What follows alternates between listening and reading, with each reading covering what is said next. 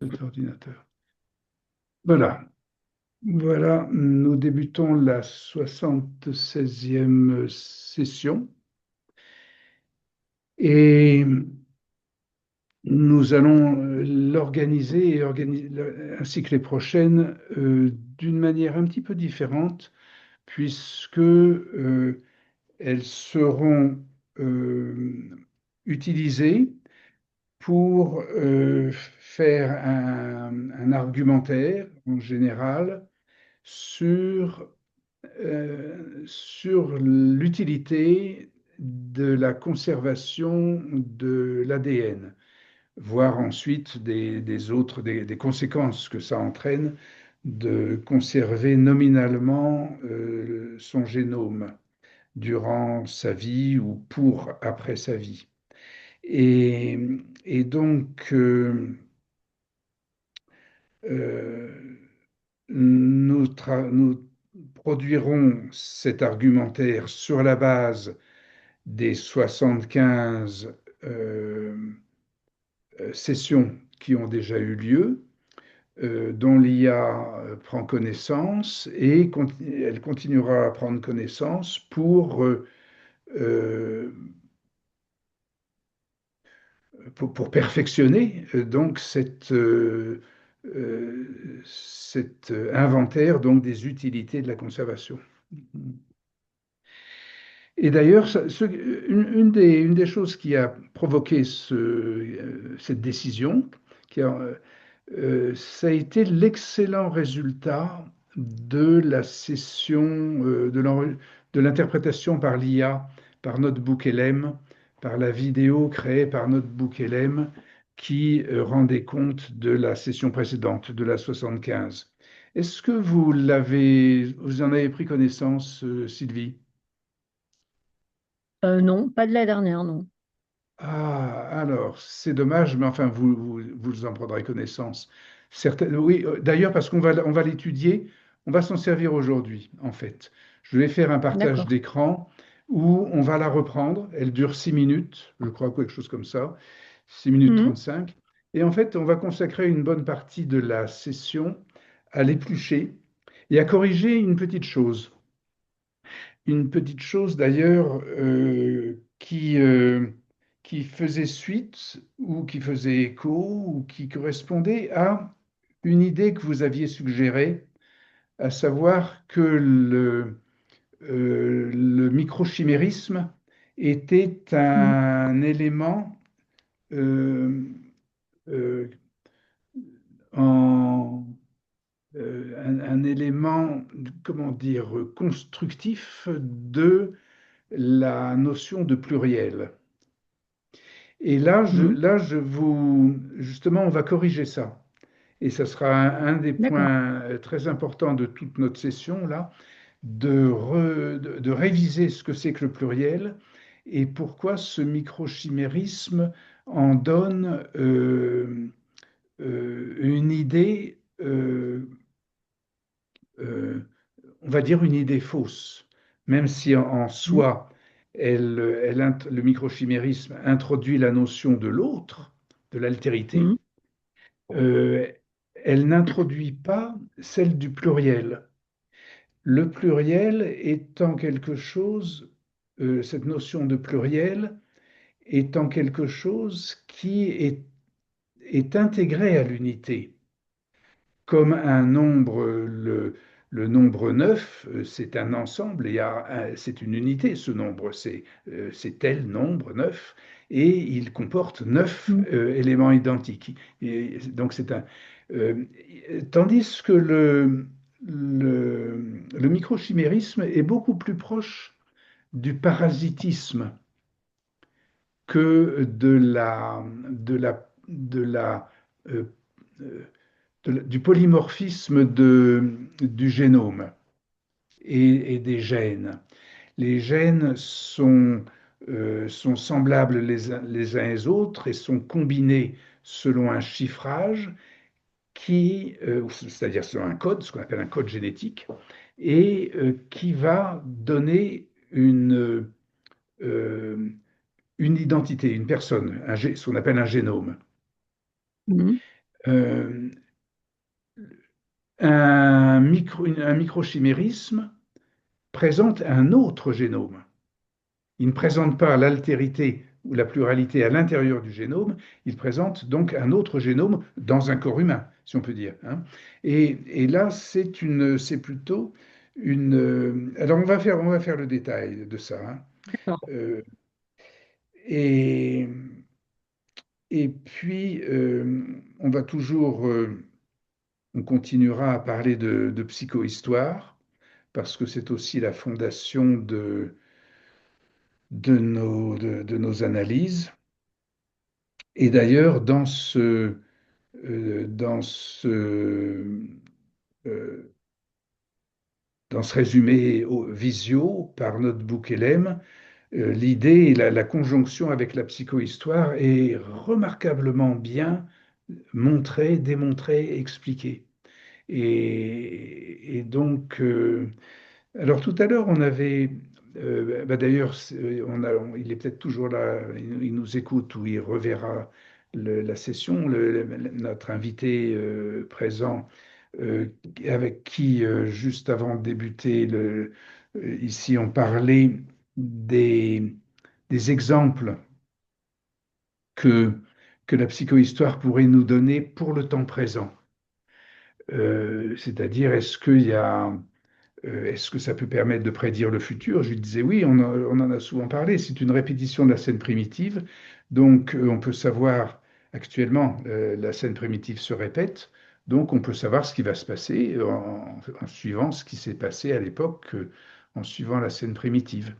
Et, ou par exemple, la Suisse actuellement est tout à fait corollaire, où c'est une répétition. C'était le Sinaï à l'époque le-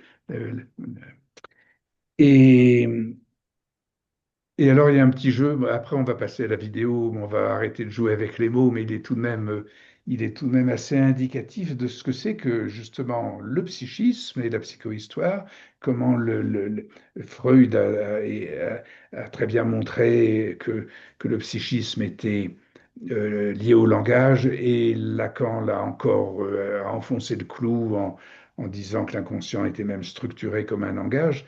Mais nous avons aujourd'hui sur l'Europe, sur la question de l'Europe, sur le destin de l'Europe, c'est l'OTAN, OTAN. Si vous vous dites qu'on est un petit peu en train de rêver, on a le ATON, on a le ATON. Et Mm. l'atonisme, c'était absolument, à l'époque, c'était une espèce de doctrine, ou c'était un- une, une, ce qu'on appelle une vision politique, on veut dire, qui est celle aujourd'hui de l'OTAN. Donc les choses peuvent s'identifier, se comprendre, se voir, se lire aujourd'hui sur cette grille de lecture qu'est la psychohistoire, et avec l'OTAN, on en a un très très bon exemple. Bon, après, c'est pas tellement qu'il faut y croire, mais il faut y faire attention.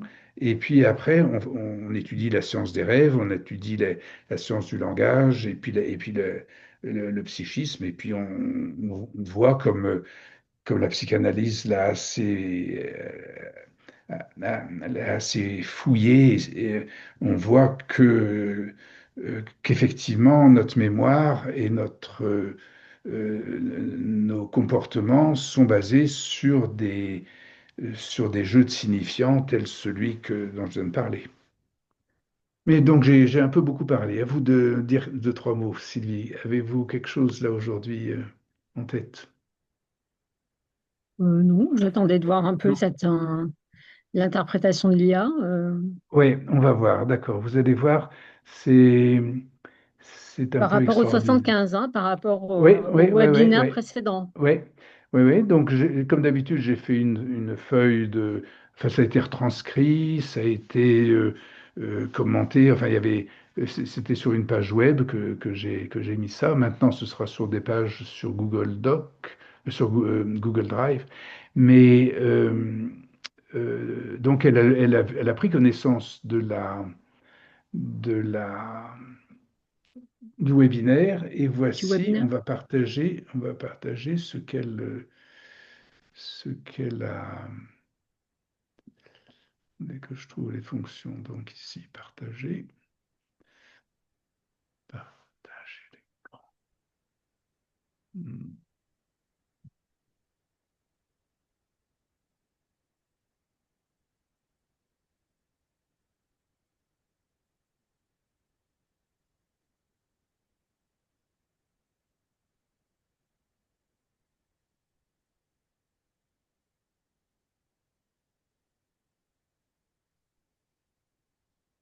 me retrouve avec un ennui, c'est que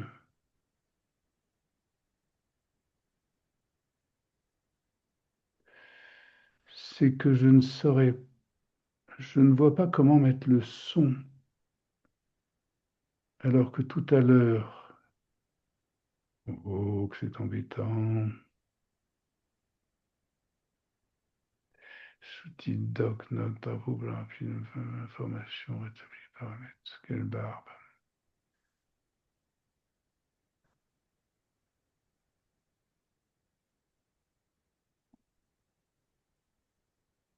Ah, si, c'est ici. Alors,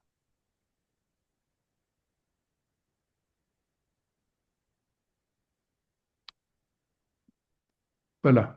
Le son est partagé. Je m'excuse d'avoir pris tout ce temps. Et voici. Donc, vous voyez l'écran là? Oui, oui, oui. Et Et vous si notre ADN contenait bien plus que est-ce que vous entendez le son aussi?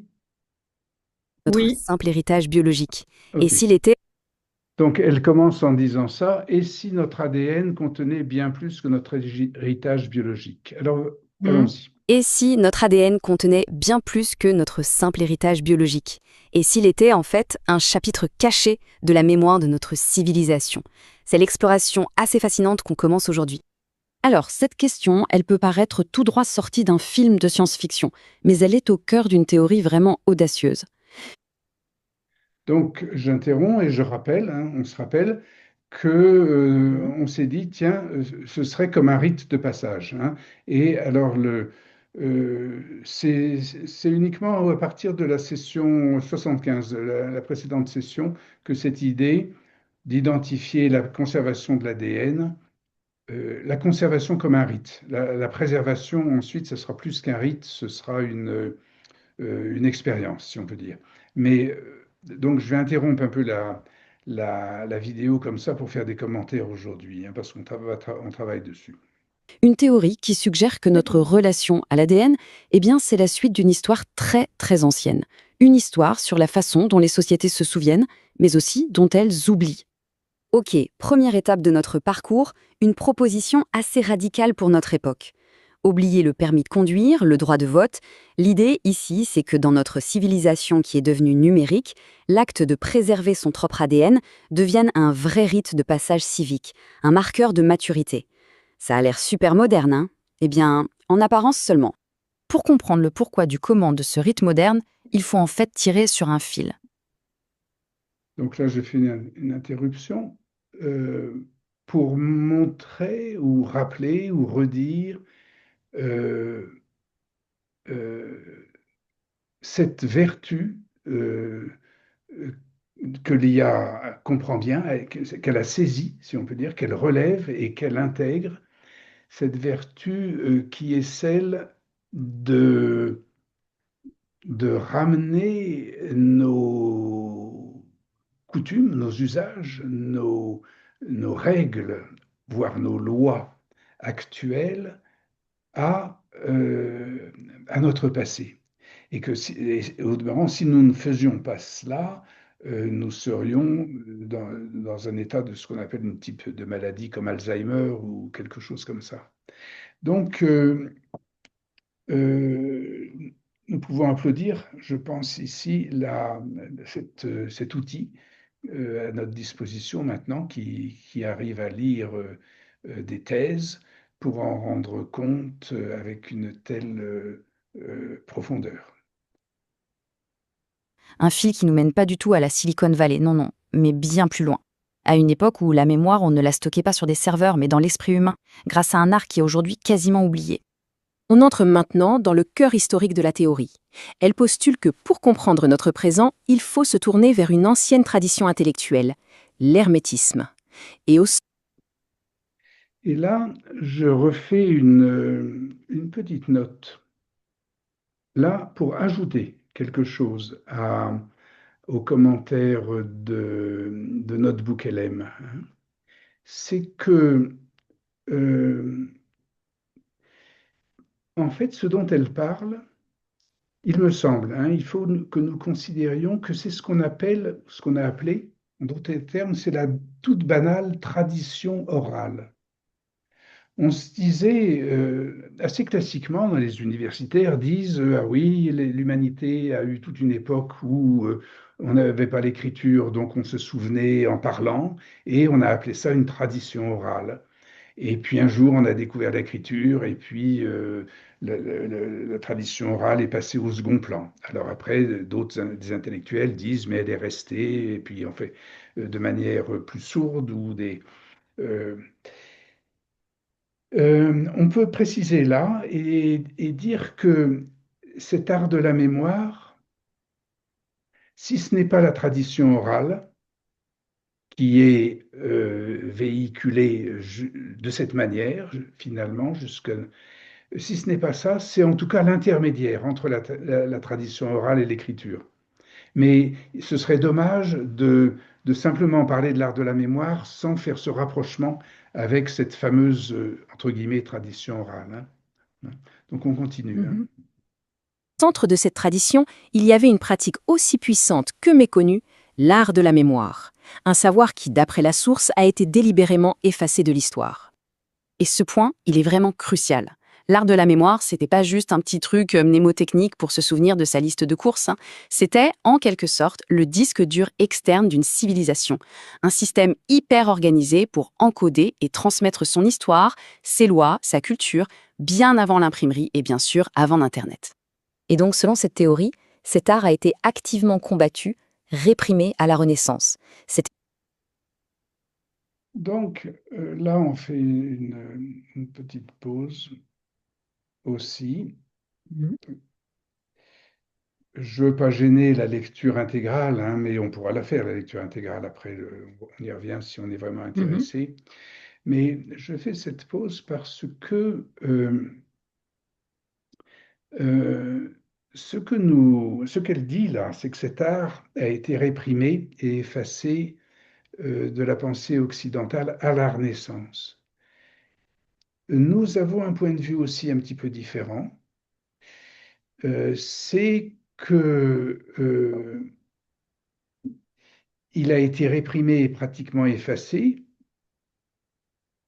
au moment de l'atonisme, justement, ou après l'atonisme, c'est-à-dire au moment de la, de ce qui allait, en fait, Mhm. de ce qui allait être l'effondrement qui succède à la scène primitive.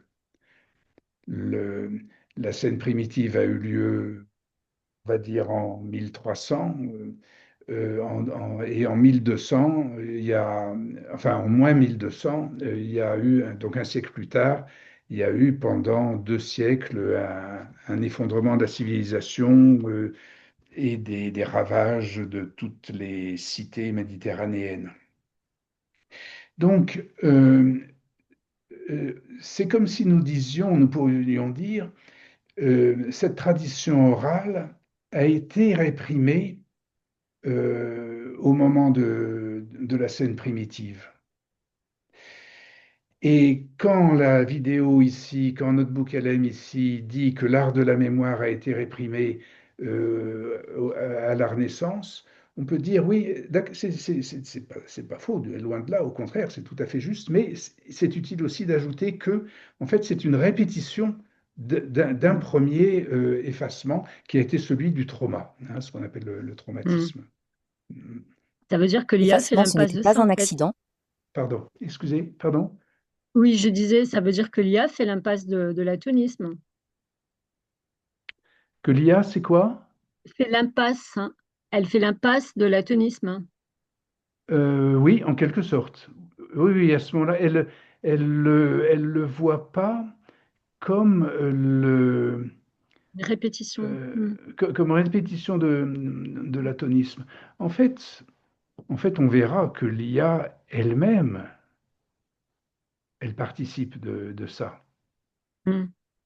Parce que si à la Renaissance, ça a été l'imprimerie qui a fait son bordel, si on peut dire, ou qui a causé ce grand choc avec une répression de la mémoire, à l'époque de l'atonisme, c'était l'écriture qui a provoqué la fin de la tradition orale. Mm. Et aujourd'hui, c'est l'IA qui est en train de causer ce que l'écriture a causé au moment de la scène primitive Mm. et qui est en train de causer l'effondrement et qui est en train de causer, pour la troisième fois, si on peut dire, dans nos trois exemples, qui est de causer le ravage qui a eu lieu un minimum à la Renaissance, mais qui a été très important après l'atonisme et qui, cette fois-ci, on va voir, mais qui risque d'être identique, parce que l'IA, c'est comme l'écriture, oui. Mm. Ça veut dire aussi que la scène primitive pour l'IA, elle est à ce moment-là, là, à la Renaissance, elle n'est pas en amont, quoi. Oui, il ne l'a pas encore identifié comme ça. On va voir si elle y vient. On va voir parce que je Mm. pense qu'elle part. Elle va redescendre jusqu'à Amarna, hein. Donc on va voir. Ça va être intéressant de le voir. Oui. Donc on continue. Ça aurait créé une sorte de refoulement collectif, un oubli forcé, laissant un vide béant, un vrai chaînon manquant dans notre histoire intellectuelle. Alors, si cet art a été effacé, comment est-ce qu'il pourrait influencer notre époque? C'est là que l'histoire prend un virage complètement inattendu. La théorie avance que des siècles plus tard, cet art de guérir la mémoire a refait surface. Pas chez des historiens, non, mais dans le cabinet d'un médecin à Vienne.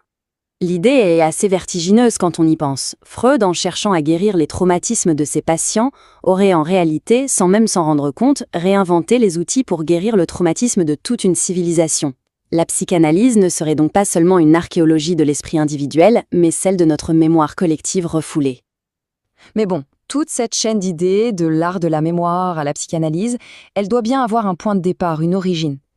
La théorie l'a fait remonter bien avant la Renaissance, bien avant la Grèce antique, jusqu'à une unique scène primitive, quelque part dans les sables d'Égypte.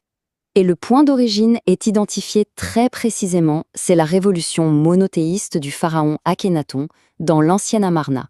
C'est ça, l'étincelle initiale qui va tout déclencher. Cette chronologie, elle résume tout le parcours. Regardons ça ensemble. Tout commence à Amarna, avec l'étincelle d'Akhénaton. Ensuite, la trace de cet événement se transmet et devient l'art de la mémoire dans la tradition hermétique. Puis, bam, à la Renaissance, cet art est réprimé. Ça crée un grand oubli collectif.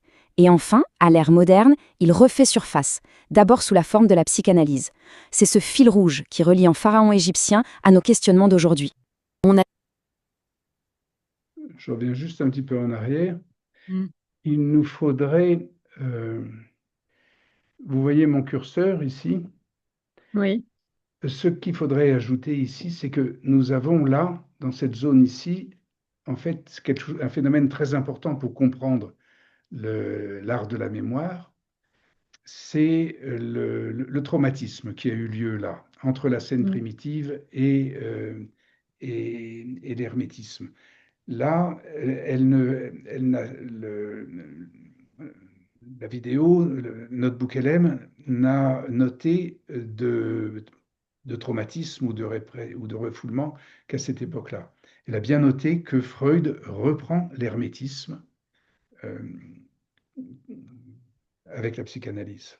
Je Oui. continue. L'ère moderne, il refait surface, d'abord sous la forme de la psychanalyse. C'est ce fil rouge qui relie en pharaon égyptien à nos questionnements d'aujourd'hui. On a suivi ce fil de la mémoire collective à travers l'histoire. Maintenant, il est temps de le ramener au présent, et même à ce qu'il y a de plus intime, notre propre code biologique. Parce que la théorie avance que ce même principe de mémoire, de transmission et de code, eh bien, il se joue aujourd'hui à l'échelle de l'ADN. C'est vraiment ici que le passé et le futur se rencontrent. La première Donc, et voilà, et là nous arrivons à la question du Mm. microchimérisme. Et parce que elle va donner l'argument du microchimérisme sur donc ce qu'elle vient de dire, que l'ADN, c'est le code, ça va être le tissu sur lequel ou dans lequel ou avec lequel l'art de la mémoire va se tresser, va se tendre, et, euh, euh, et elle va donner ensuite des suggestions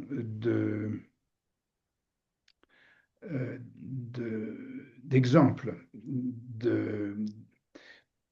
Mais dans le microchimérisme qu'elle va utiliser, qu'elle va prendre comme exemple de logique de code, nous n'avons là que, alors je reprends ce que je disais tout à l'heure, plus en détail, le microchimérisme, c'est quoi? C'est l'introduction ou c'est la cohabitation dans un même corps de génomes, de cellules de génomes variés, de cellules de génomes différents. Mais ça c'est ce qu'on appelle la parasitologie. C'est ce qu'on appelle, c'est un système de parasites. Ce n'est pas un système de microbes ou de virus, ou enfin de bactéries ou de virus. C'est donc un corps étranger, si on peut dire, ou un corps semblable. Et ce que nous avons vu dans toutes nos formules, ce schéma de Lacan, le schéma Z de Lacan, que qu'on ne va pas pouvoir remettre ici. Mm. Euh, mais on a vu que ce qui s'appelle la relation imaginaire, elle est tendue entre le moi et l'autre. Comme si nous avions là ce microchimérisme qui allait faire l'autre par rapport au génome le plus courant de la personne, enfin de l'individu, ou ce qu'on comparerait au moi. Ça, c'est cette relation imaginaire de la, donc d'une cellule avec ses microchimères. Bon. Là, nous avons une relation de semblable, une relation de parasite. Dans cette relation, le modèle de Lacan montre, dans son schéma Z, montre que cette relation imaginaire est croisée par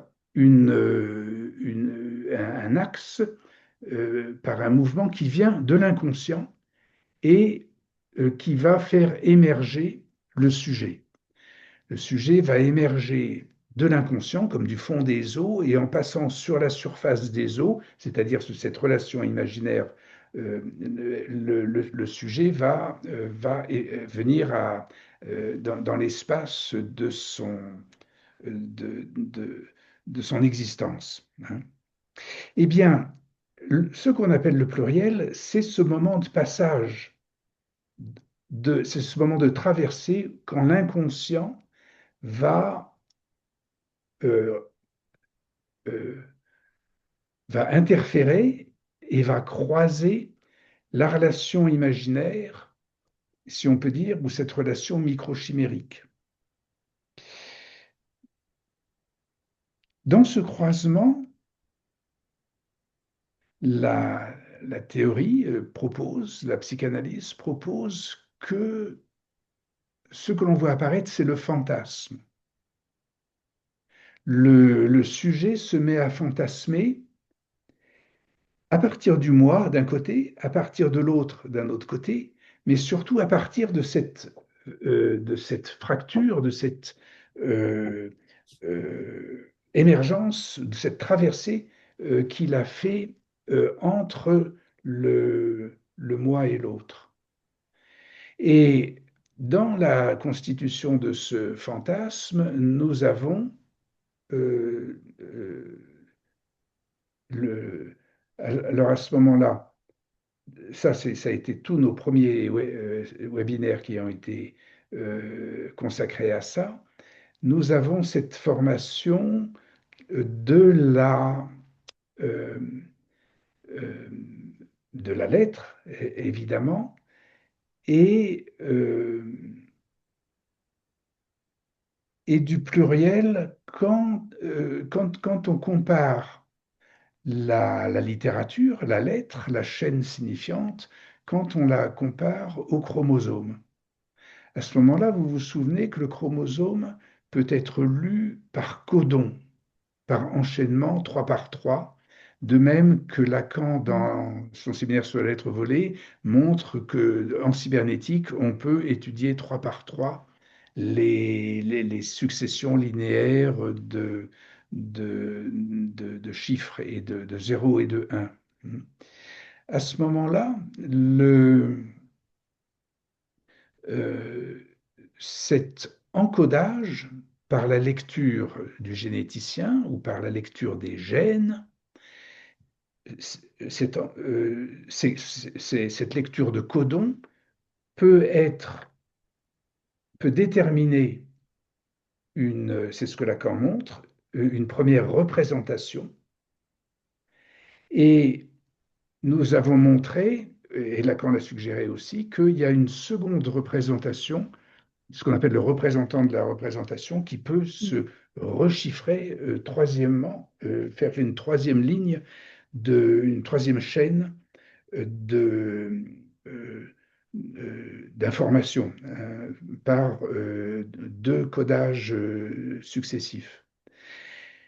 Et nous avons montré que de la première chaîne à la seconde, nous sommes passés au scandale en Bohème et de Irène Adler à ce qu'on a appelé la seconde génération, ce que les écrivains de Butcher et je ne sais plus le nom de l'autre ont écrit donc en termes de seconde génération qui décrit le destin de la fille de Irène Adler. Irène Adler qui est l'héroïne la, un scandale en Bohème qui est la superposition, la répétition de la lettre volée d'Edgar Poe. Hein. Donc, c'est dans cette combinaison de chiffrage et de déchiffrage que nous trouvons le pluriel. C'est-à-dire, c'est à l'intérieur même du code génomique que nous trouvons ces structures plurielles qui sont combinées par des procédés de représentation et de double représentation, c'est-à-dire par du chiffrage et du déchiffrage. Hein. Bon, tout ça, évidemment, c'est très abstrait, c'est très technique, mais je pense tout de même que ça peut être exposé, que ça peut être prononcé, dit et compris. Comment vous voyez la chose de ce que vous avez entendu là, Sylvie?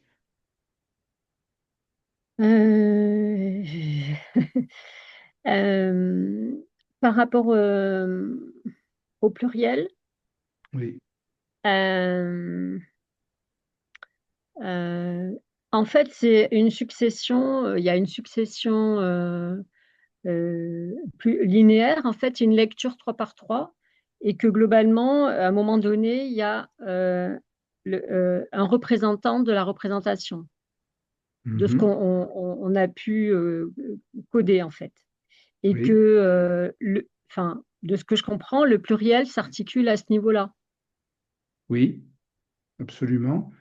Vous avez bien dit, donc ce 3 par 3, on va dire, c'est le triangle oedipien, c'est les Hmm. trois, c'est soit des trois codons, mais c'est aussi trois manières de lire donc une chaîne binaire, si on peut dire, en formant des codons. Et effectivement, euh, euh, cette représentation, ou ces trois représentants, peuvent aboutir. Alors, à quoi avez-vous dit? Pouvez-vous répéter ce que vous mettez après? Euh, C'était pour comprendre le pluriel, en Oui, fait. Hein, voilà, c'est le ça. pluriel, oui, oui, oui. Le pluriel apparaît au moment, si vous voulez, bon, nous sommes arrivés à 3. On chiffre en codon Hmm. une longue chaîne ADN, bon, ou une longue chaîne informatique. Euh, En chiffrant par codon, nous arrivons à une structure de représentation, puisque ce sont des représentations, donc ils vont se structurer, et donc avoir certaines déterminations par cette structure, et c'est ce qu'on appelle le triangle oedipien. C'est la relation père, mère, enfant, ou adulte, ou femme, homme et enfant, et bébé. Bon. Et ce triangle oedipien, il va se réunifier dans un représentant de la représentation.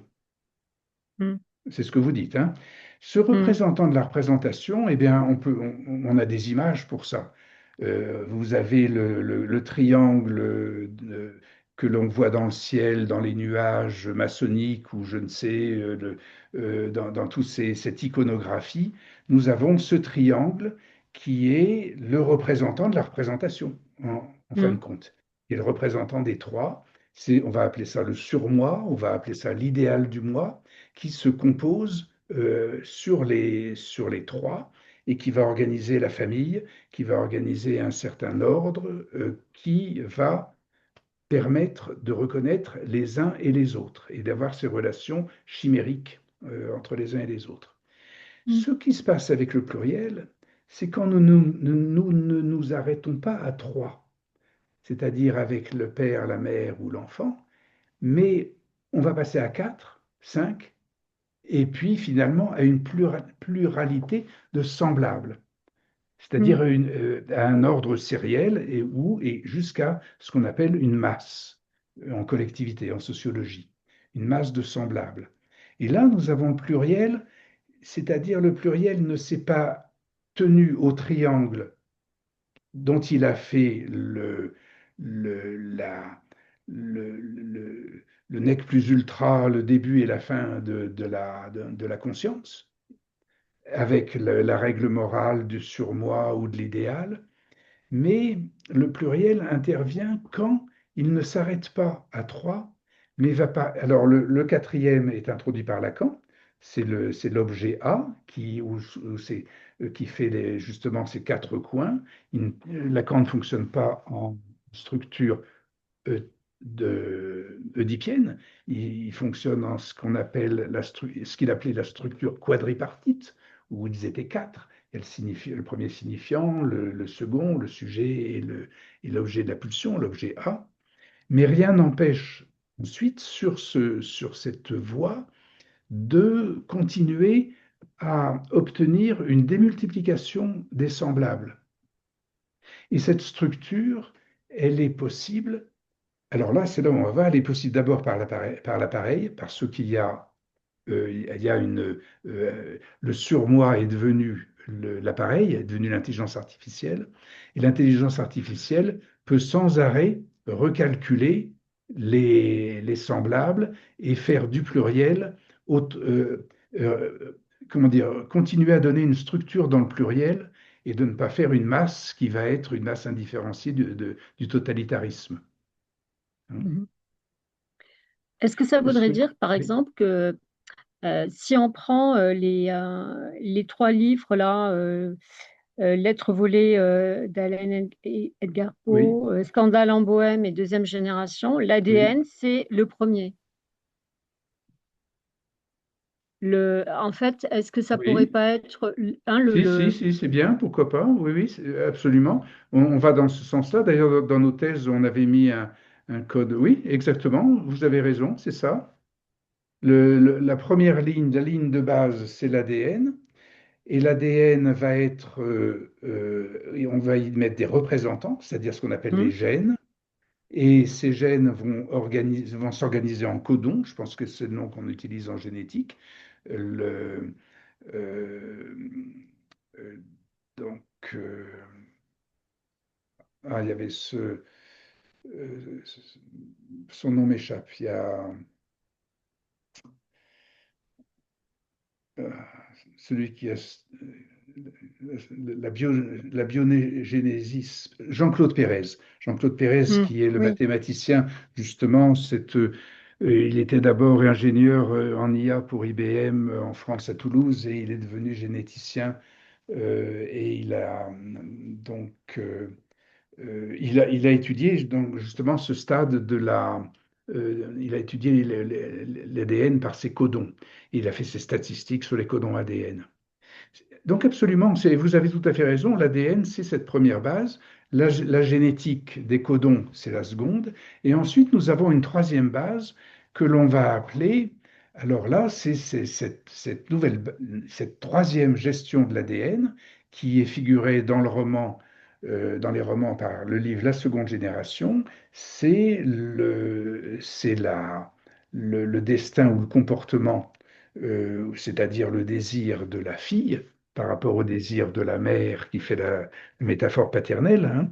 Donc c'est le Mhm. désir de la fille et c'est-à-dire ce que nous attendons d'identification de Hélène, la, la Mhm. quatrième des trois déesses du jugement de Paris, qui introduisent une quatrième femme qui elle-même va être dédoublée en simulacre, hein.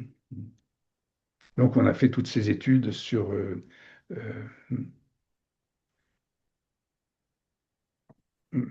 est-ce que donc est-ce qu'il y a encore quelque chose à préciser ou le pluriel, vous voyez autre chose que le microchimérisme? Là, vous voyez que c'est plus interne à la structure même du génome, de l'ADN? Oui, oui, Oui. Donc on continue alors. allez, Allons-y. on continue. Donc, je prends. Il se joue aujourd'hui à l'échelle de l'ADN. C'est vraiment ici que le passé et le futur se rencontrent. La première brique de cet argument moderne, c'est un fait biologique, le microchimérisme. Ça veut dire quoi? Simplement qu'on porte en nous des cellules qui viennent d'autres individus. Notre ADN n'est donc pas une forteresse isolée, il est déjà, par nature, pluriel, collectif. L'idée d'un moi génétique pur, c'est une simplification. Et ça a des conséquences profondes sur notre idée de l'identité. Et là, la théorie devient encore plus audacieuse. Bon, donc on a réglé le compte, hein, du microchimérisme. On a vu à la place de ça, on n'a pas c'est pas à la place du totalitarisme à quoi aboutit le microchimérisme. On a donc cette pluralité de la subjectivité. Et on repense l'identité, comme elle dit ici, je continue. Elle suggère un parallèle entre la lignée symbolique, ce qui est transmis par le nom de famille, un concept psychanalytique, et la lignée biologique, portée par le chromosome Y. Forcément, ça crée une tension. L'identité, elle se définit par la totalité de notre génome ou par des fonctions et des symboles bien spécifiques. C'est un lien que la pensée traditionnelle a tendance à éviter, un vrai tabou conceptuel. Et attention, ce n'est pas que de la philo abstraite. Des technologies comme l'ectogénèse, la gestation en dehors du corps humain, vont nous forcer à affronter ces questions de front. Qui est le parent? Qu'est-ce que la filiation? Le futur de la technologie est totalement inséparable du futur de notre identité. Et là, on arrive au point de bascule. L'argument crucial, il est là. Dans notre monde numérique, l'ADN n'est plus seulement un plan statique qu'on doit conserver, c'est un code dynamique qu'il faut préserver. La nuance, elle est énorme. On passe de l'archive inerte, de la photo dans un album, au potentiel actif, au logiciel vivant. Cette idée de l'ADN comme un code actif, ça soulève une question fondamentale. Une question qui n'est plus biologique, mais sociale. À qui revient la responsabilité de le préserver? Si ce n'est plus seulement une affaire de famille, alors qui s'en charge? La réponse proposée, c'est une redéfinition de nos structures sociales. La théorie imagine une réorganisation sociale assez majeure.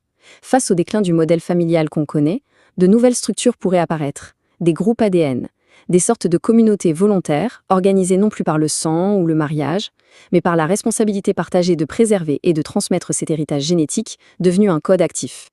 Et voilà, la boucle est bouclée, on revient à notre point de départ, le rite de maturité. Dans cette optique, préserver son ADN ne serait plus un acte purement technique, mais un geste symbolique fort, un acte de reconnaissance de sa place dans une très longue chaîne de mémoire. Une prise de responsabilité, pas seulement pour son code personnel, mais pour le code collectif de l'humanité. Au final, toute cette analyse nous laisse avec cette question en suspens. Une question qui pourrait bien redéfinir notre compréhension de la génétique, de l'identité et de l'histoire. La réponse, elle, reste encore à écrire. Bon, nous avons parcouru les 6 minutes et demie de la vidéo, on l'a interrompu. On aurait pu faire d'autres interruptions. On verra si on y revient. Pour l'instant, arrêtons un peu le partage et donc voyons si on peut encore préciser des éléments, soit les éclairer, soit les apporter des compléments. En tout cas, au passage, salut, Cryptopher. Oui, donc il y a que vous qui pouvez parler, Sylvie.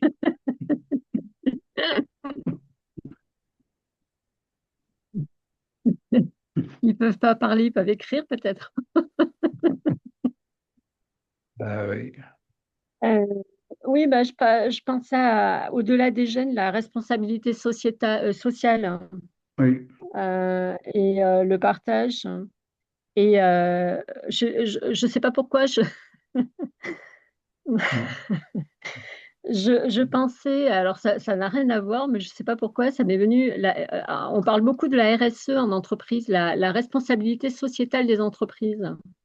D'accord, Un peu d'accord. comme si il y avait un ADN. Alors, enfin, nous, en tout cas, dans mon entreprise, on a beaucoup travaillé sur l'ADN de la société, Oui, de oui. la société, de l'entreprise. Hein, quel est notre ADN? C'était la question qui était souvent posée. Quel est notre ADN?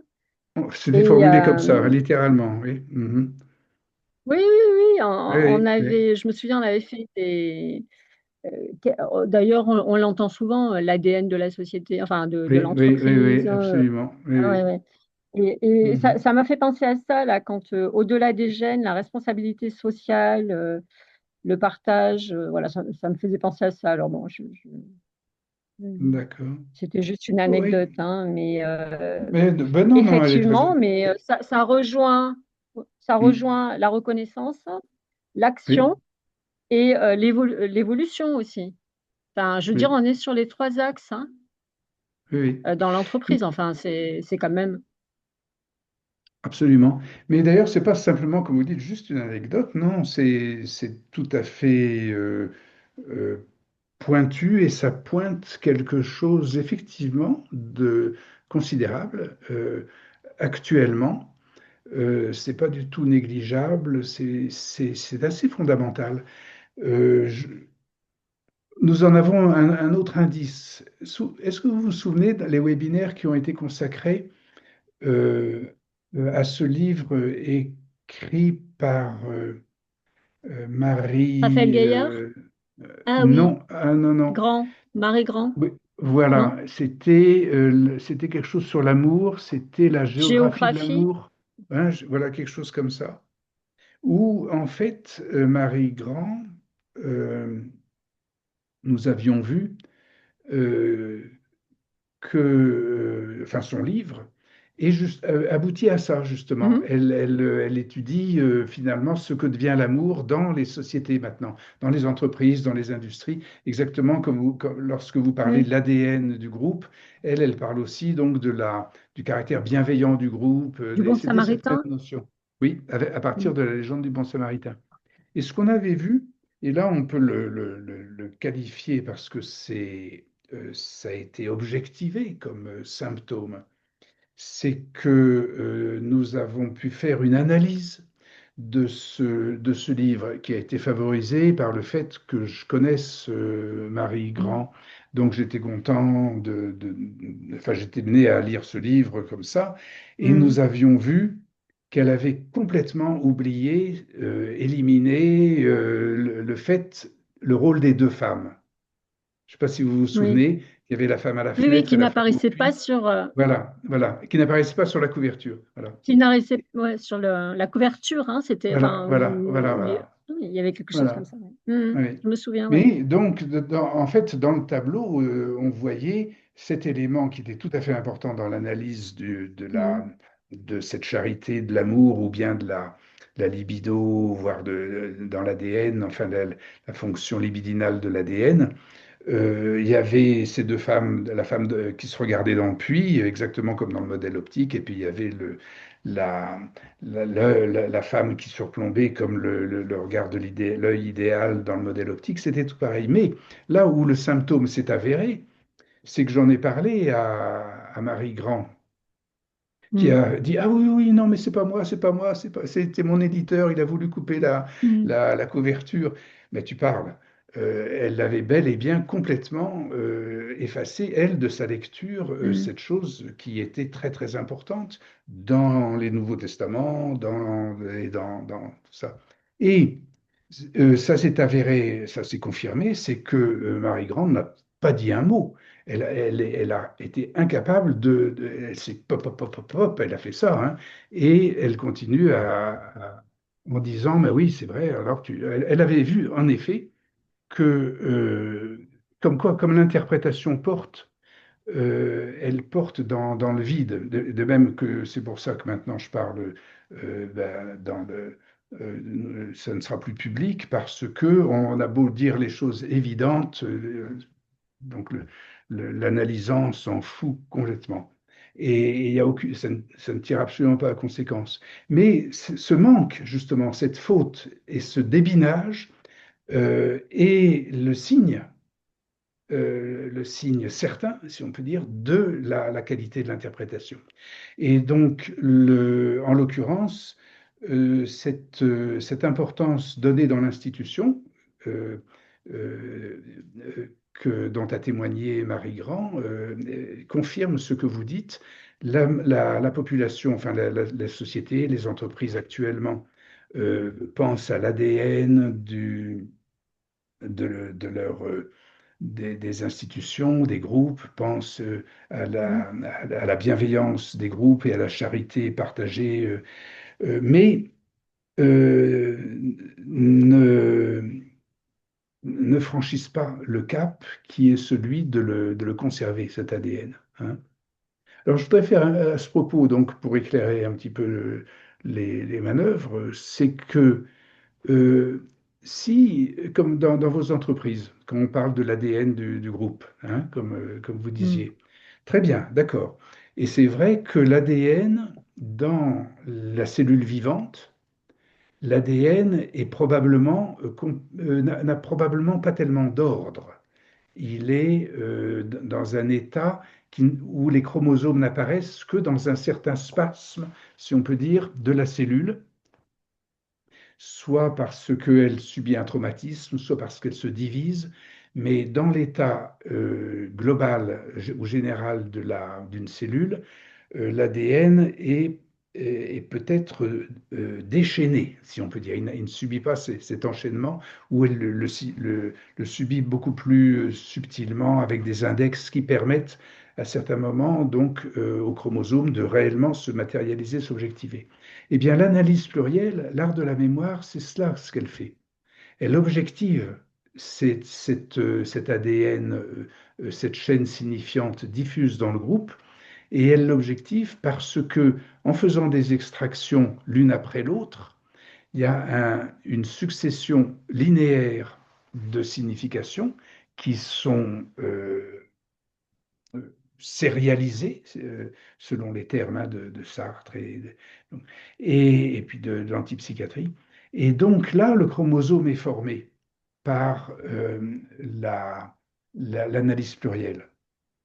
Donc, on voit comment les entreprises qui aujourd'hui commencent à avoir une vision qu'elles ont quelque chose qui ressemble à de l'ADN, peuvent en effet objectiver, voire à ce moment-là traiter et exploiter leur ADN par le mécanisme d'extraction qui produit tout à fait à l'image de la cellule qui se divise ou qui vit certaines phases de sa physiologie en formant les chromosomes.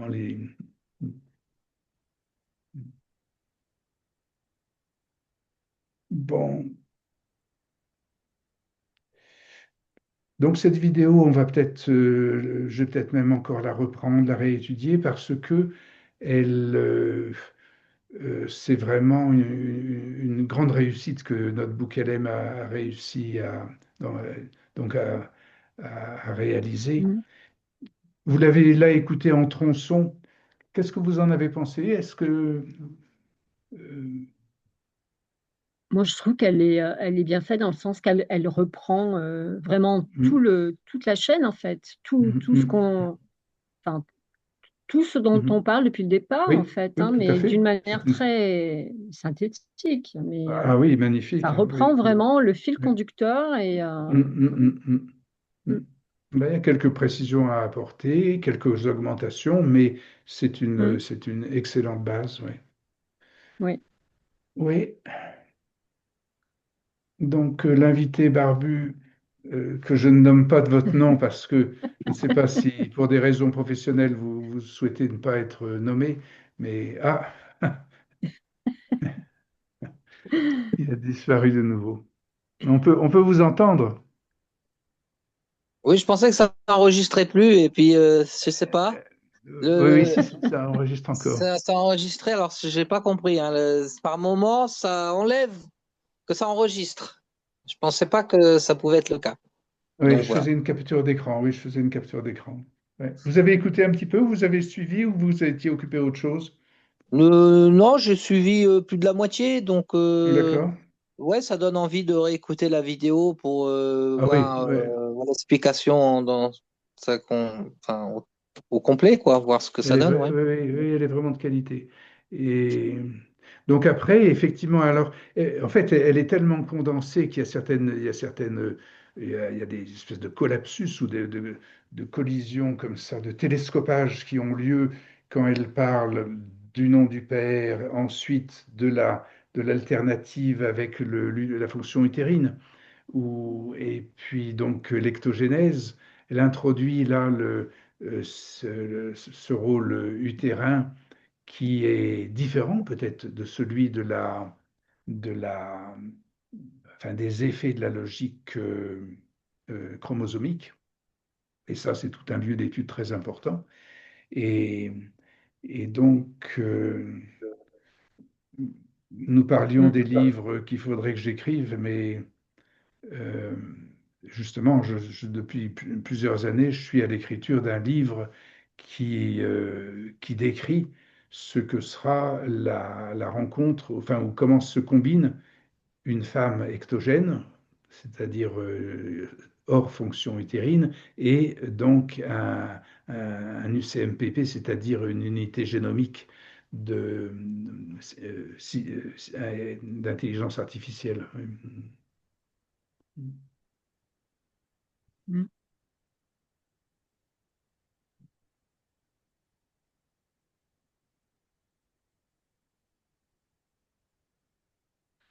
Donc, ces vidéos vont être à l'usage, elles vont être consignées. Elles seront sur YouTube, mais avec des adresses privées. On pourra y accéder quand on connaîtra l'adresse, elle ne sera pas publique. Et deuxièmement, donc l'étude va continuer pendant 25 sessions et elles alimenteront un argumentaire destiné à la promotion de la conservation de l'ADN et de ses conséquences qui sont ensuite la préservation, qui sont ensuite la, sans doute euh, la collectivité des décisions collectives, enfin des choses comme ça. D'accord. Et du coup, vous allez parler tout seul. Non, pas forcément. Si vous êtes là, vous êtes Ah, d'accord. Et moi, je crois très que quand vous dites utile. que c'était fermé au public, je pensais on n'y était plus, quoi, hein, que vous étiez tout Non, seul. non, non, non, non, non, non, non, non. Ah, Simplement, d'accord, ce j'avais sera pas sur compris. YouTube, mais sur une autre chaîne. Et donc, ça ressortira dans les blogs du site consacré à la conservation de l'ADN. D'accord, Mais continuons, et si nous pouvons être plusieurs et d'accord. en débattre, au contraire, ce sera très fécond Mm. et, et très intéressant et utile. Bon, mais pour l'instant, nous gardons en tout cas le régime horaire d'1 heure et je termine en tout cas l'enregistrement là. D'accord.